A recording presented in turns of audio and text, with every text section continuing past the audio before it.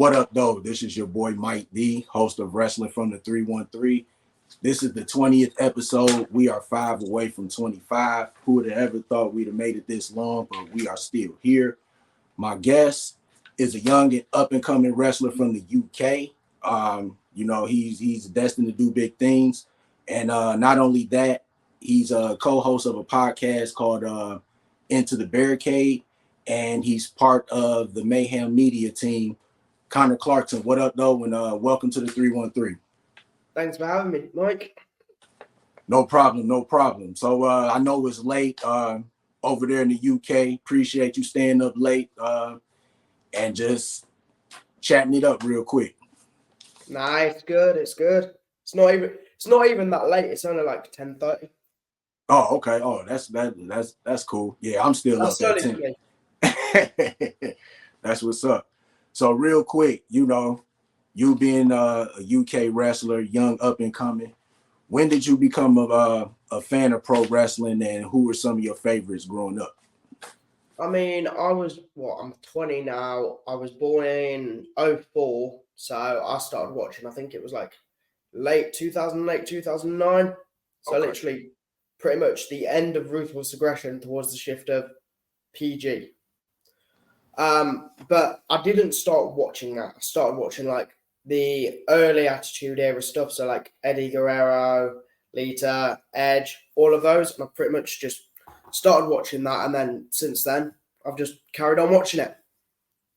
That's what's up. Yeah, I've been watching wrestling for a long time too. And I think I was started watching it between the age of like 3 and 5, like around the time you started. Can you remember that one match or that one character that was just like this? Oh, this is my guy. This is why I want to wrestle. The one match that I'm still gonna watch. I don't care if I'm 20 or 80. I'm still gonna watch the same one match. And it's the 2005 SummerSlam Eddie Guerrero versus Rey Mysterio for the custody of Dominic ladder match. I'm still going to watch that match no matter how old I am. That's what's up. So what was it about that match that you're still watching to this day? It was literally just because of like the stipulation of a match. No one's ever seen a custody of a child being held over a match in wrestling, let alone a ladder match. Yeah, that's true. Yeah, they used to have some wild storylines back in the day, but that was definitely like one of them that was crazy. And just to see Dominic, where he started and how he started, just being in just one little small storyline to now, he's like one of the top heels in wrestling right now. You know what I'm saying? He gets so much heat on him even before he really gets to say something. So just to see where he started and where he's at now is like really, really cool. 100%. And I mean, who knows? We might actually see a rerun of that with Liv and Rhea with a custody of Dominic ladder match with everything that's been going on. Hey, you know what? Yeah, hey, it could go that way. What do you think is going to happen in that little story between Rhea and Liv? I mean, the Rhea and Liv, right? I'm a fan of it. Don't get me wrong. I'm a fan of it. But aren't they just doing, like, ain't Rhea and Dominic basically just doing what Eddie and Chyna was doing back in the day? Yeah, that's true. Yup. And I think he's going to turn on Rhea, and I think Liv could possibly join the Judgment Day, and I could possibly see Damian Priest out of there also. I mean, yeah, Damian Priest will probably end up getting the boot as soon as he loses that title. I think it's pretty much guaranteed he's out of Judgment Day. Oh yeah, most definitely. Let's switch back to your story real quick. So you said you're 20 years old, so we know that training and learning how to wrestle, you've been doing it for a few years. So what was your first day of training like when you went to wrestling school for the first time? The first day of training is always the hardest. Now, here's the thing. The day after when I woke up from training, I felt like I got hit by a truck. Not going to lie, I felt I got hit by a 7. Wow. Like, your body is not used to taking bumps. It's not used to moving in that way, and you are not used to just, oh yeah, now I'm going to fall on the floor and act like it was meant to happen. Yeah. Because like just watching some of the documentaries like Tough Enough and stuff, and when they show them doing the training, like you have to learn how to fall on your back, and you got to keep doing it so many times, right? That's the thing, like, we have to drill everything until we get it to the exact point. It's like no one knows how to take a back bump until you take one. Like, you could probably guess, but you're not going to know how to take a perfect one.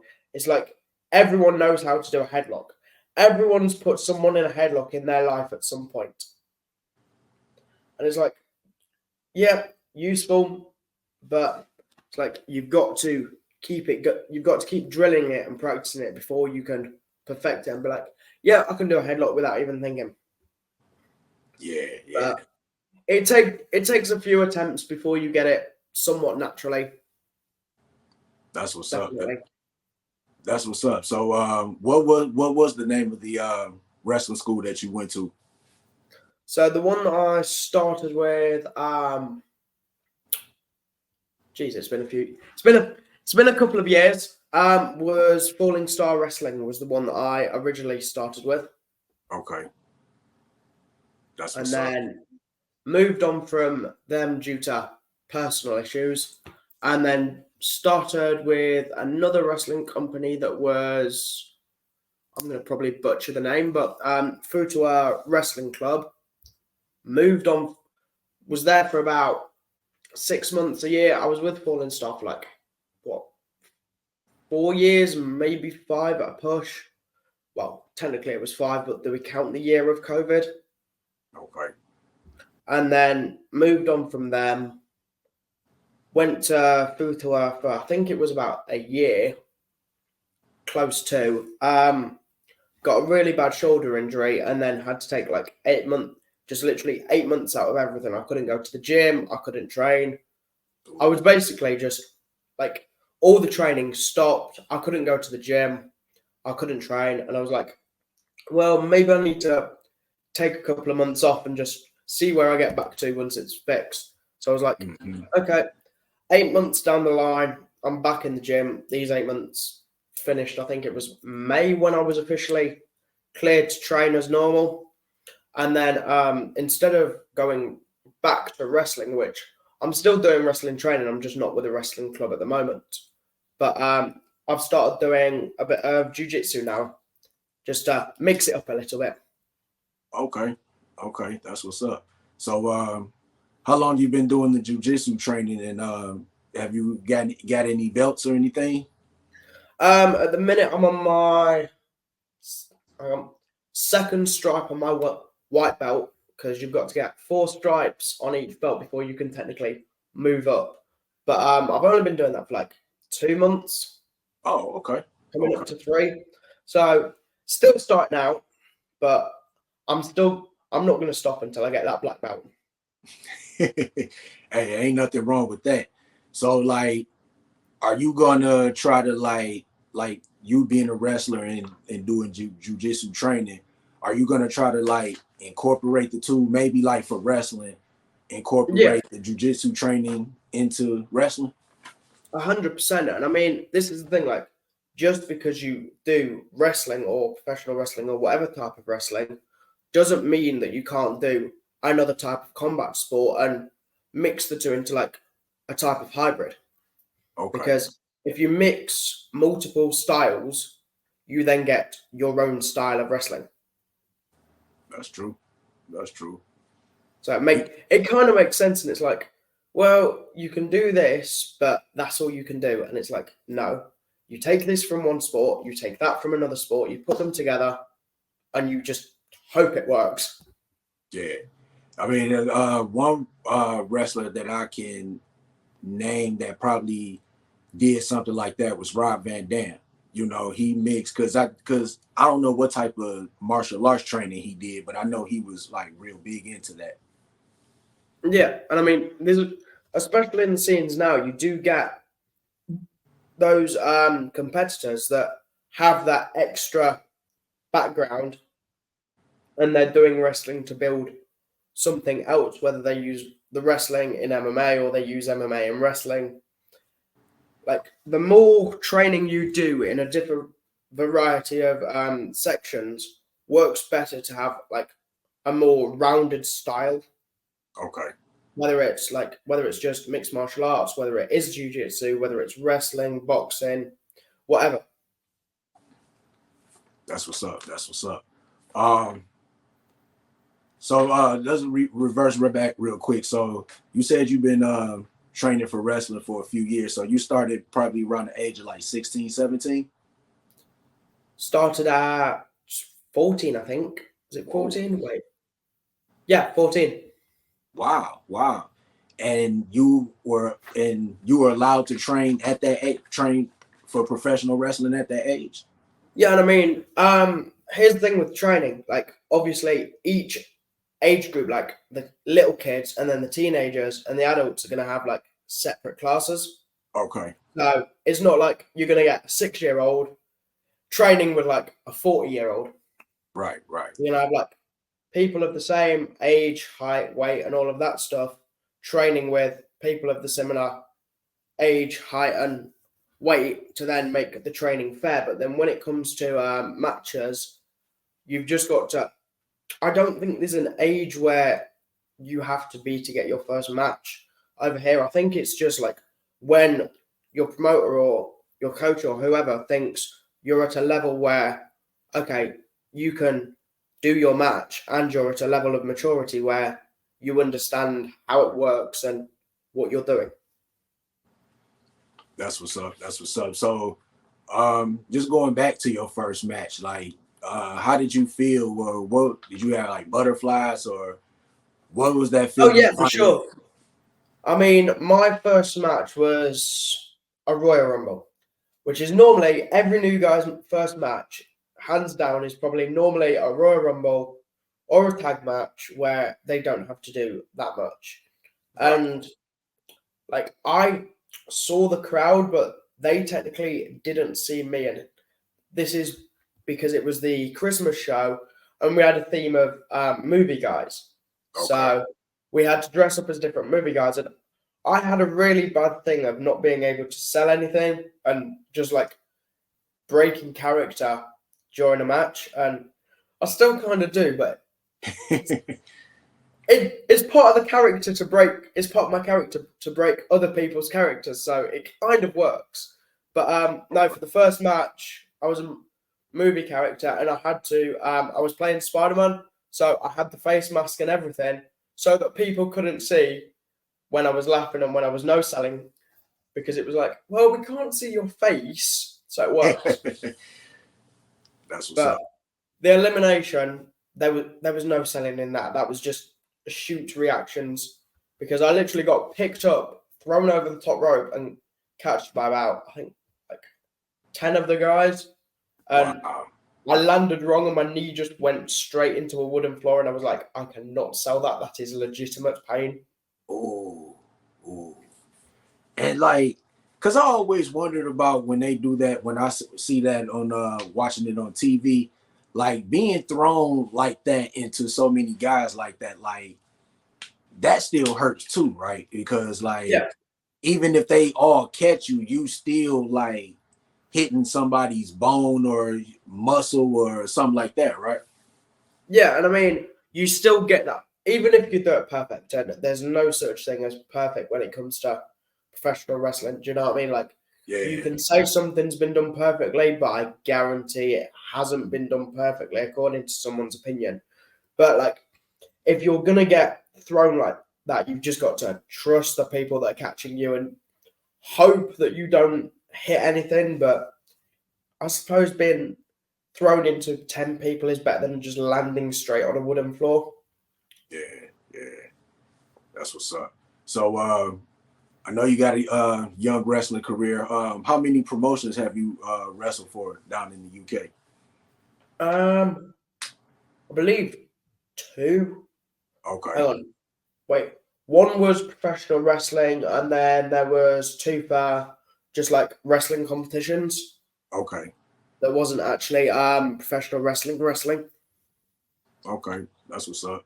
So, are you just waiting for the right promotion to wrestle with, or are you just, Um, just out there yeah, just basically, I'm okay, just open for dates, and if people message and I can travel to that event, then I'll do the event.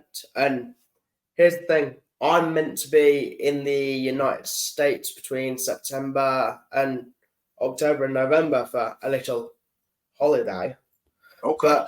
But so, who knows? I might get a couple of matches in the States as well.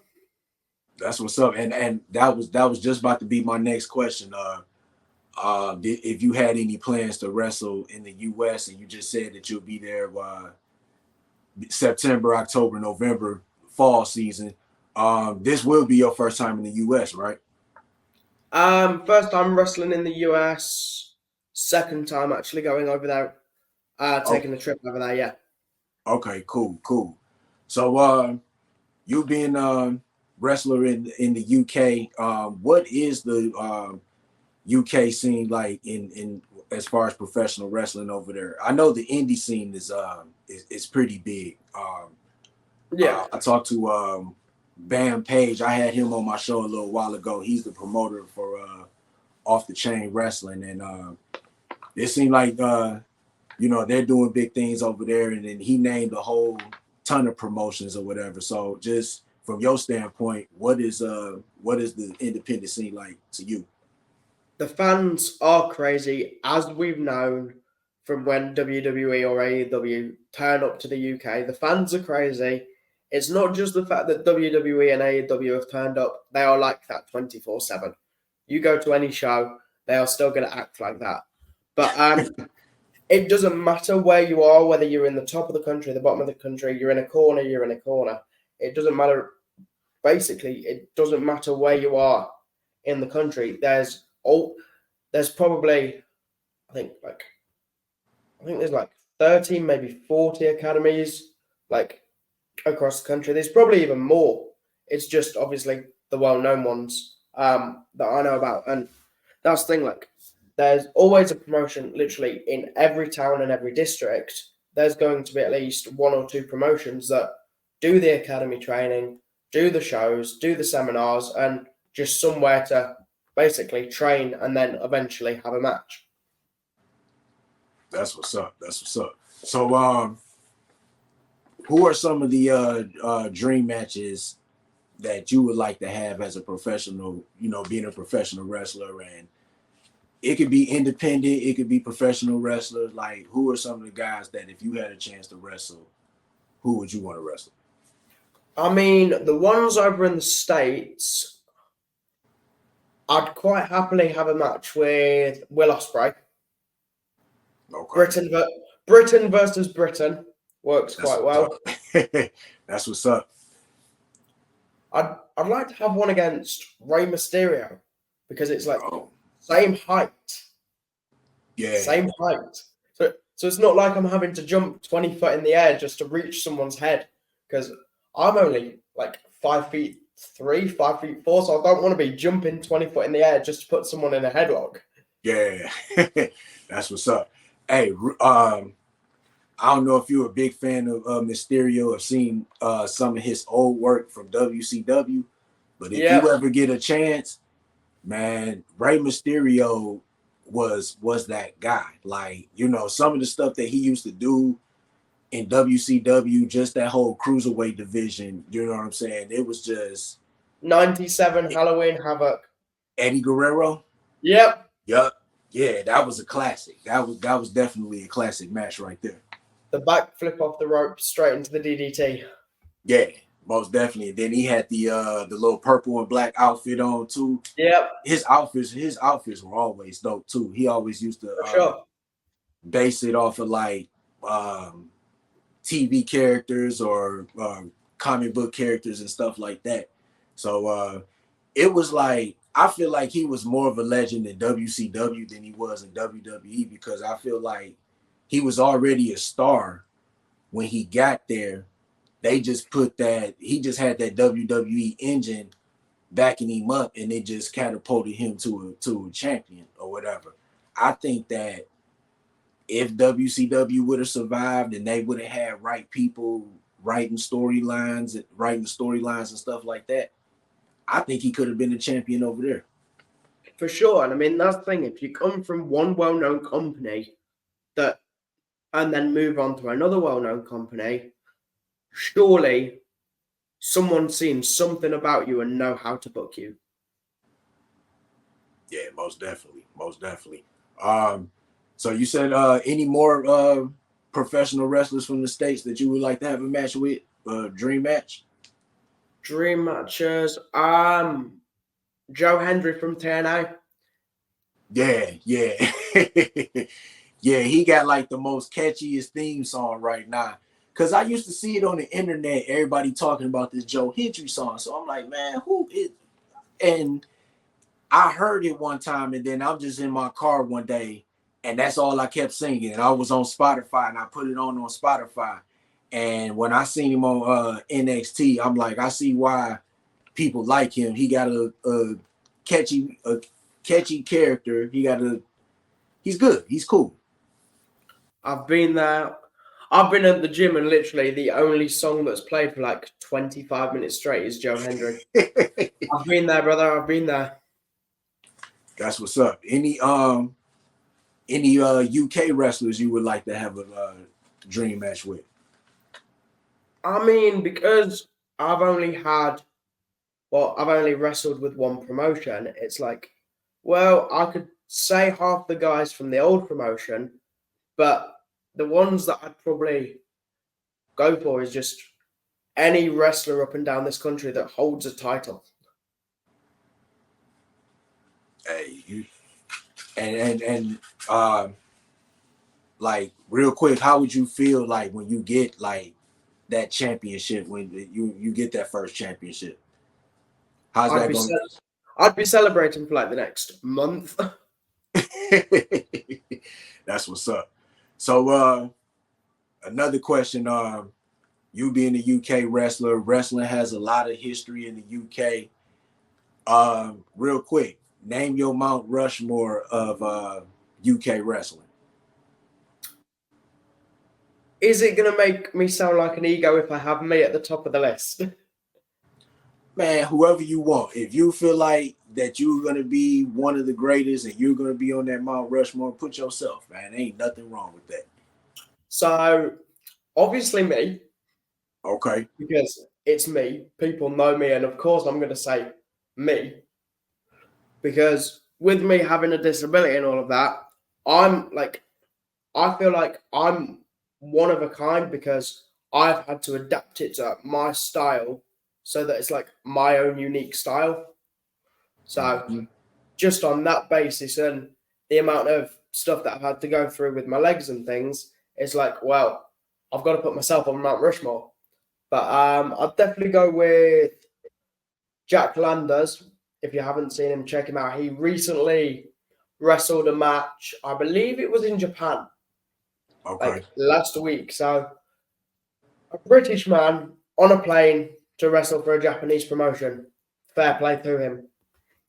And then see, this one's kind of like a 2-for-1 because they're a tag team, but the UK Pitbulls. Okay. And then let's go with someone well known. I'd probably put Will Ospreay on there. I would put Will Ospreay on the UK Mount Rushmore. Okay, that's what's up. So is Will Ospreay like one of the top guy in the UK, or would you say he's number one, or like maybe like in the top 5 or top 10? I mean, with the UK, you've got to include Scotland, so therefore you've got to include Joe Hendry. He's in the top 5. Okay. Joe Hendry's probably number 1 at the minute, and then Will Ospreay's probably like number 2 or 3. Okay, that's what's up. So real quick, we talking about Will Ospreay, AEW All In. Of course, that's going to be in August. London. How you excited about it? Got any plans to go or plans to watch it? I am going. I've just got to try and figure out whether I get a hotel or not. Okay. That's what's up. Whether we make the long drive back at like 1-2 a.m. after having a few beers. Only a few beers. Don't drink and drive. Right. Drink and drive. Most definitely don't drink and drive. So what's it been like, AEW having All In at the UK for the last 2 years? What has that been like as far as like with the wrestling fan base over there?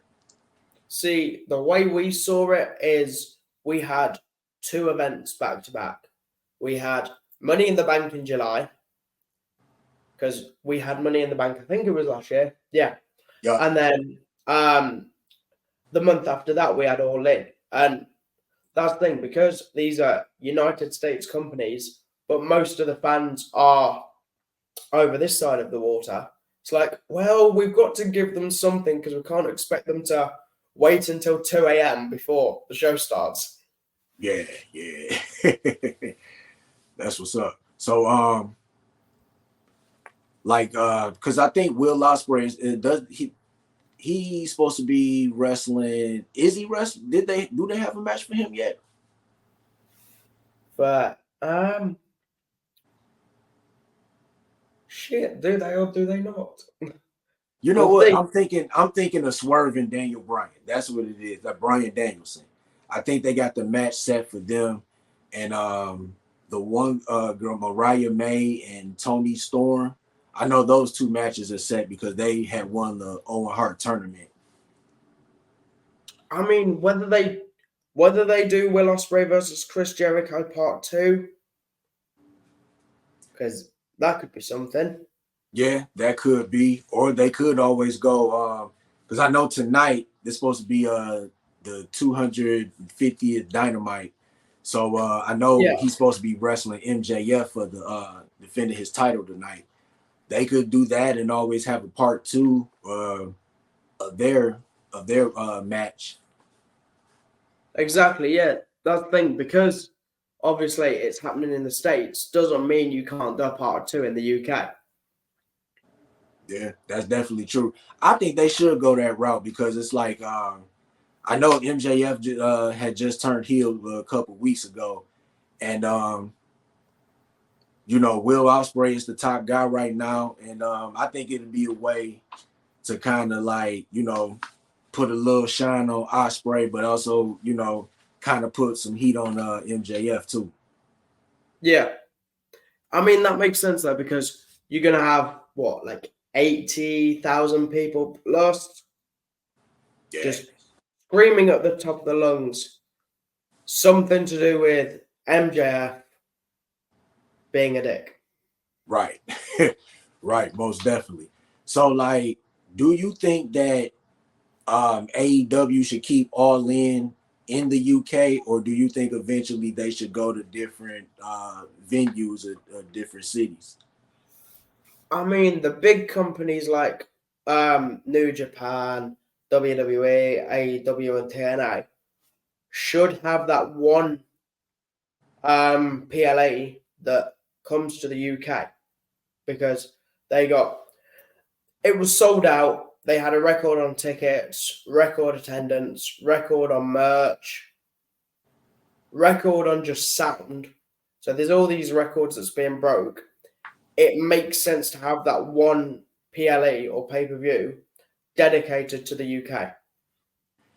Yeah, I agree. And honestly, like recently with WWE having their pay-per-views in different countries or whatever, they have been killing it. They have been breaking like so many records as far as ticket sales, viewership on streaming services and everything. And it's just like a lot of people don't understand, like wrestling is real big right now. And this is, I think Triple H said this, like he said it feels like the Attitude Era, but just a little different. And I kind of agree to a certain extent. Yeah, like a modern version of what the Attitude was. Yeah, it's just none of the raunchiness that was going on back in the day. No, we want that. We want that back. Hey, but Between you you know and what? me, Hey, but between you you know and what? me, They no one going to else watching. Netflix. They going to Netflix next year, so some of that stuff could come back. Who knows? Who knows? So do you Between you think and me, that needs to come back. you say what needs to come back? Just the raunchiness of the Attitude Era. Between you and me, no one watching. Between you and me, this happened. It needs to come back. Yeah. Most definitely. Most definitely. So do you ever think WWE would bring WrestleMania to the UK? I definitely want it to happen just so I can be there without having to pay like $2,000-3,000 for a flight. Yeah, yeah. But then again, it's crazy. Never know how much them tickets are, and especially now with them being so popular and breaking all these records, WrestleMania is probably gonna be crazy. And you ever saw the prices for like they packages and everything? Yeah, that packages are crazy. Like the highest package I think was like $26,000 or something like that. I Because think so. you had Yeah. like first class flights, hotels, all inclusive, and tickets for night 1 and night 2 on first row. So yeah, it was like $27,000. Like some people's gonna pay that. Some people are gonna pay that. Oh yeah, most definitely. But not me. Right, Not me.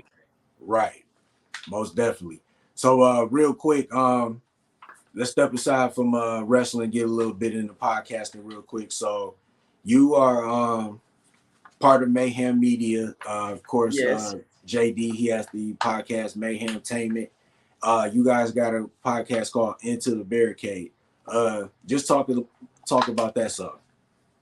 So me and my co-host Saul Good came up with the idea because of a friend of his that we was going to do basically a review talk show of WWE and AEW. Okay.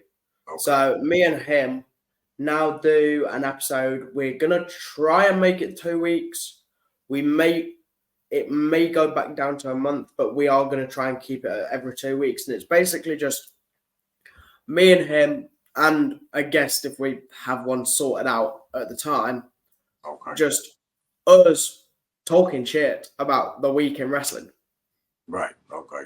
Like just reviewing like pay-per-views, Raw, SmackDown, Dynamite, maybe a little bit of NXT. Who knows? That's what's up. That's what's up. So also you're part of the Mayhem Media team. What is your role on Mayhem Media? So as well as doing the actual podcasts, I take care of parts of the social media side as well as I'm head of HR. Okay, that's what's up. That's what's up. So got any got any things coming up as far as outside of Into the Barricade? Any other ideas you got with Mayhem Media? I mean, me personally, the only thing that I'm doing apart from like just the episodes that I'm doing at the minute are literally just Into the Barricade focused. And obviously, if other podcasts like you or Friends of the Squared Circle or someone like that wanted me on an episode, then I'd do that episode as an extra as well. But in terms of me making appearances on Mayhem Media, it's probably until we get everything solid and we've got a routine for Into the Barricade, then that is probably my main focus in terms of Mayhem podcasting, as well as taking care of social media. That's what's up. That's what's up. So no, we talked a little bit about wrestling and stuff and everything. What other things outside of wrestling, as far as like sports or anything, are you interested in that? I mean, England lost against Spain in the final. For the Euros 2024, England lost against Spain. and I lost money in the casino. Uh-oh. Not Uh-oh. much, just a little bit, because it was like 8-1 odds. So I was like, okay, I'm gonna have a little bit of that. Okay. But England lost again. So I know this. I don't even have to. I'm not even about to ask if soccer is real big down there. So like, what are It some is. what are some of your favorite teams down there? I have Manchester United, obviously, because it's better. And then the small town promotion that's near me is Nottingham Forest. Okay. So those are the two that I primarily support, as well as England when they can learn how to play. So like, cause I know, see, I see the highlights from soccer, but I'm not really like, I don't know like how, like the rules and stuff like that, and like who the top guys. I remember, I think David Beckham was like the top guy in the UK at one time. Yep. Yeah. So like, who's the top guy in soccer now in the UK?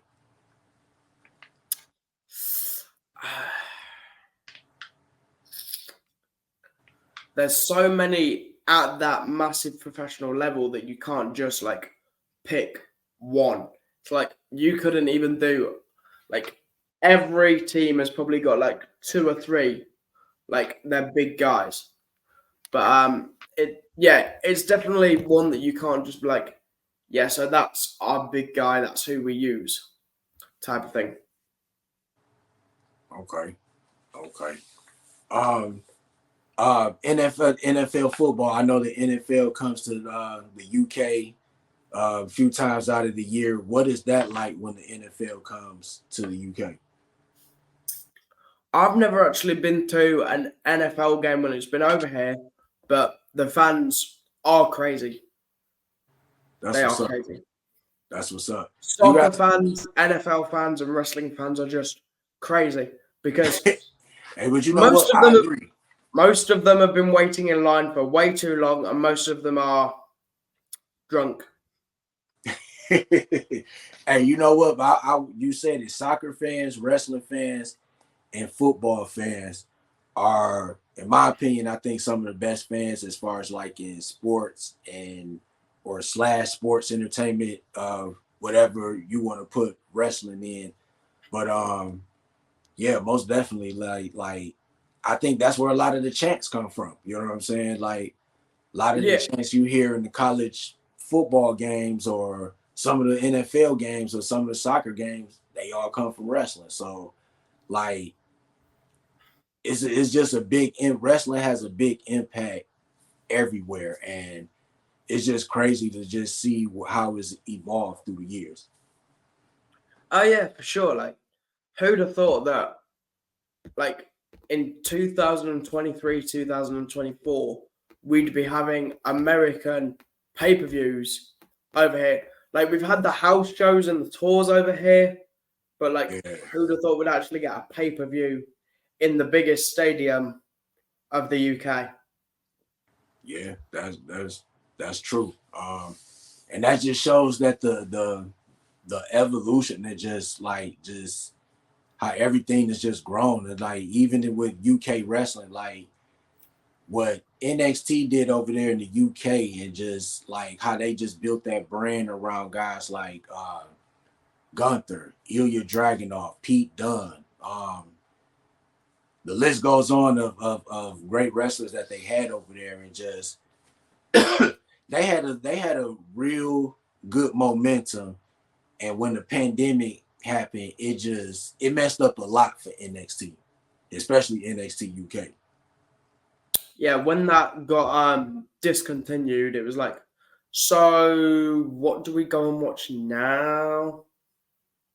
Do you know what I mean? It's like we had a really big promotion that was connected to WWE, and they Yeah. go. It's like, okay, so where do we spend our money? Right. Yeah, because it was like they were ready to do big things with that NXT UK because actually they were about to end NXT UK and it was about to be NXT Europe. And the plan with that was to have different NXT in different countries. So I think Yeah. they was planning on having an NXT Japan, I think an NXT Mexico. Like they had big plans for it, and then like the pandemic messed everything up. I think it even hurt the momentum for the Black and Gold brand when they had Adam Cole and Tommaso Ciampa and all those guys. Are like, you really couldn't do much. That's the thing though, it's like NXT UK was that big, they had their own title. We all remember the NXT UK Championship. Yeah, and they had That's some. when Gunther was Walter. Yeah, The good old days.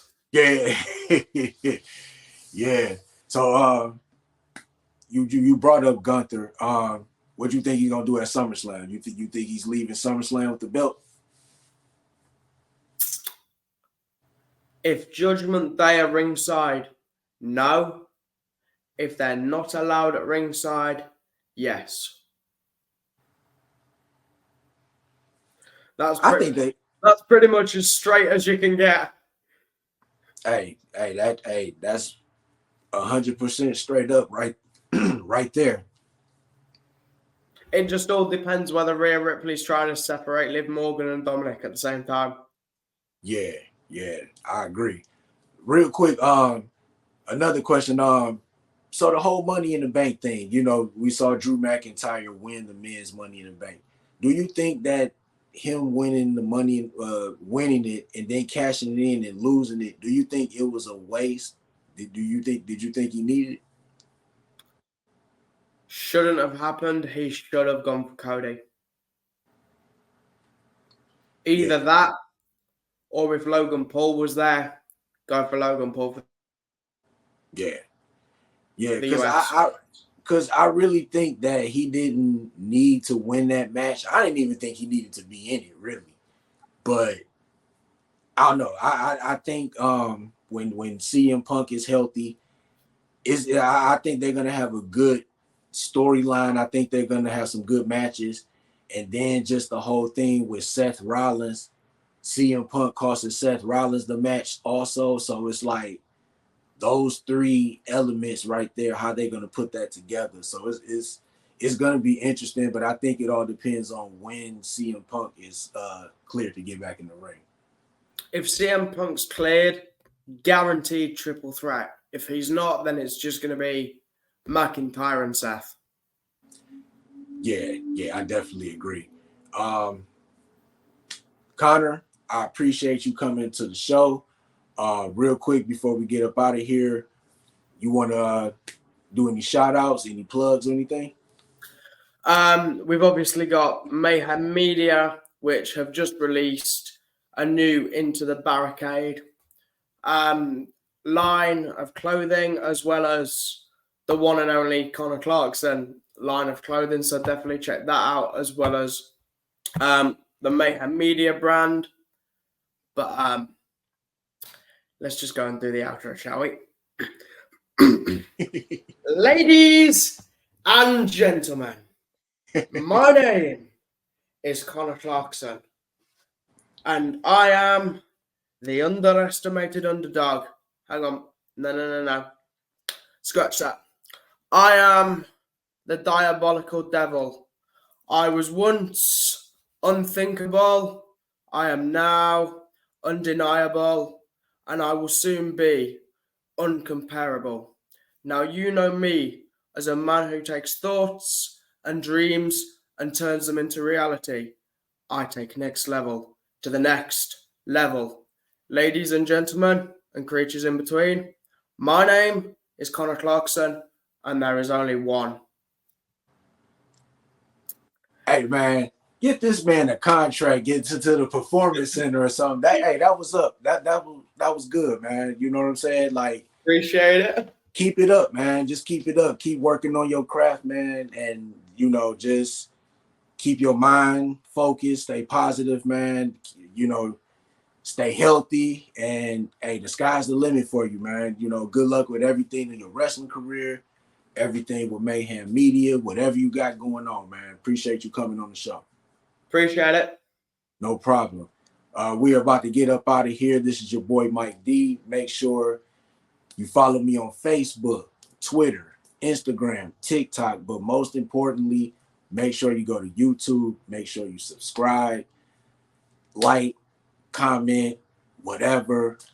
Go to wrestlingfromthe313shop.com. Get you some Wrestling from the 313 apparel. I have my t-shirt on. Go to Mayhem Media and get some Mayhem Media apparel. Get you a Connor Clarkson shirt. Just support wrestling podcasters. Just support wrestling. And we out of here. This is Connor Clarkson once again, and your boy Mike D. Holla at you soon. Peace.